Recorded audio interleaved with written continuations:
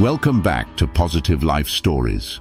Today we will listen to the story of the kindness of Tommy Thatcher. In the quaint old English village of Willowbrook, where cobbled streets wound between thatched cottages and a gentle river hummed through the meadows, there lived a young boy named Tommy Thatcher. Tommy was a cheerful lad with bright eyes and a heart as big as the village green. But one thing troubled him: old Mr. Grimsby, the village shoemaker. Mr. Grimsby lived alone in a small shop at the end of the lane. His face was always set in a frown, and he rarely spoke to anyone unless it was to grumble about muddy footprints on his doorstep or noisy children near his window. The villagers kept their distance, and the children feared him, whispering tales of how he once chased a boy away with a broom.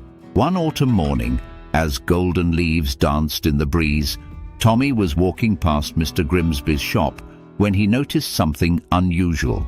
The old man was sitting on his doorstep, rubbing his hands together, looking tired and cold. The chimney above the shop was silent, no smoke, no warmth. Tommy, though wary, stepped closer. "Good morning, Mr. Grimsby," he said politely.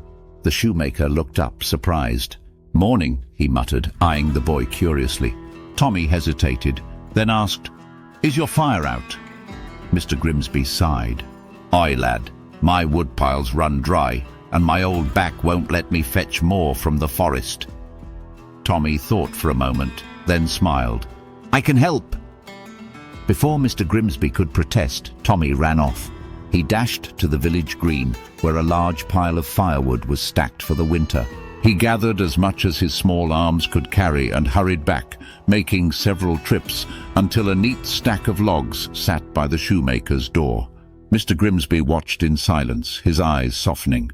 When Tommy finished, panting but grinning, the old man cleared his throat.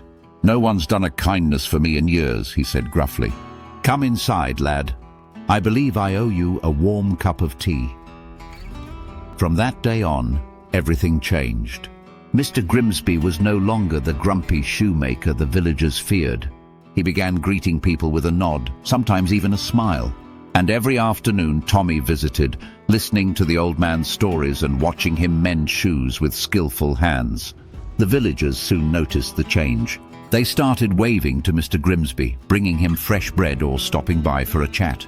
All because a kind-hearted boy had chosen to see past a frown and offer a simple act of kindness. Moral of the story: a small act of kindness can warm even the coldest of hearts and turn strangers into friends.